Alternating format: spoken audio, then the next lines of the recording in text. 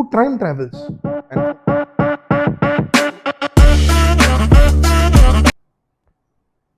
यार, from season 4 episode 2 बाहर आ चुका है और सिचुएशन सिर्फ स्कैरी नहीं रही, अब ये फुल साइकोलॉजिकल वॉर बन चुकी है।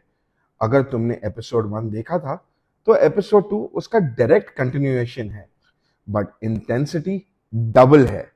हे भगवान, ये क्या हो रहा है? मेहरबानी करके मुझे समझाइए, मेरी समझ में कुछ नहीं आ रहा।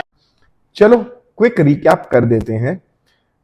ये शो एक मिस्टीरियस टाउन के बारे में है जहां लोग एक्सीडेंटली आ जाते हैं और लेकिन वो वहां से निकल कभी नहीं पाते और रात को क्रीचर्स आ जाते हैं जो बिल्कुल इंसान की तरह दिखते हैं बट क्लियरली इंसान नहीं है। अब एपिसोड 2 स्टार्टिंग से ही टेंशन विजिबल है। बॉयड जो लीडर टाइप्स कैरेक्टर है वो मेंटल प्रेशर में है। उसको फील हो रहा है कि उसका कंट्रोल हाथ से निकल रहा है। और आपको जहां मालूम है, अगर ऑनेस्टली अगर कोई भी लीडर ही ब्रेक डाउन करे तो बाकी लोगों का क्या होगा। अब सबसे शॉकिंग ट्रैक फातिमा का है। फातिमा का बिहेवियर इस एपिसोड में और डिस्टर्बिंग हो जाता है। एक सीन में क्लियरली दिखाई दे रहा है कि उसके अंदर कुछ चेंज हो रहा है। What, nobody nose. और नॉर्मल रिएक्ट नहीं करती और एक पॉइंट में वो कुछ ऐसा कंज्यूम कर लेती है जो एक नॉर्मल इंसान कभी भी नहीं करेगा।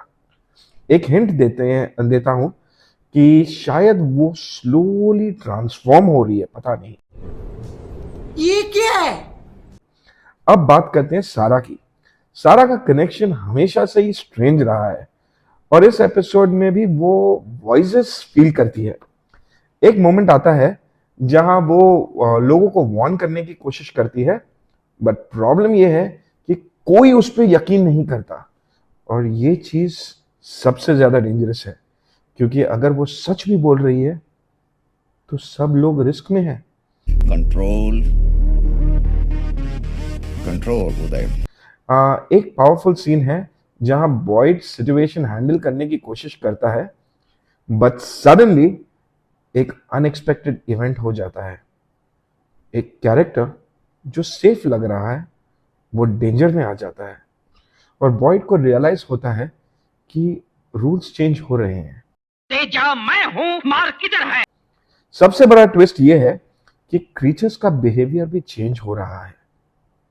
पहले वो प्रिडिक्टेबल थे, रात को आना, अटैक करना, बट अब वो स्मार्टर लग रहे हैं, पेशेंस दिखा रहे हैं और इनडायरेक्टली मैनिपुलेट भी कर रहे हैं। मतलब ये सिर्फ मॉन्स्टर्स नहीं, ये गेम खेल रहे हैं।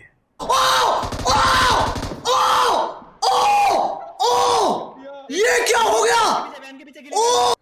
सच बोलूं, अगर मैं उस टाउन में होता तो मैं तो पहले दिन ही बोल देता, भाई मुझे घर जाना है, मैं ये गेम नहीं खेल रहा, इस गेम का हिस्सा बिल्कुल भी नहीं हूं।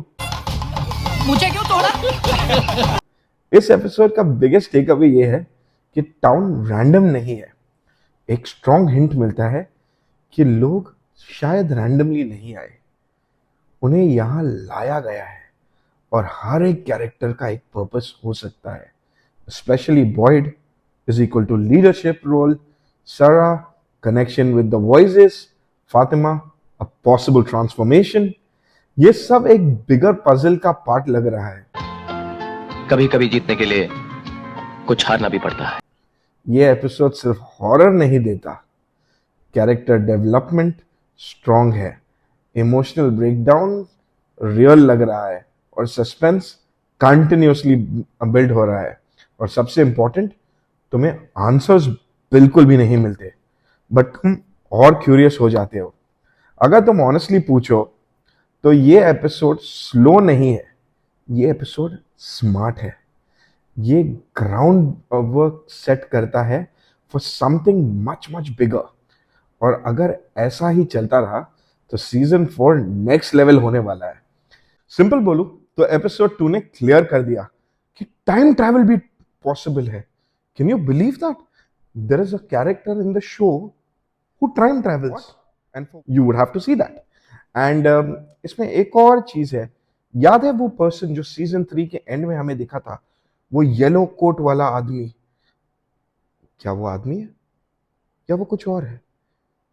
Have you heard? Let me give you a hint. Have you heard about the term shapeshifter? पागल है क्या?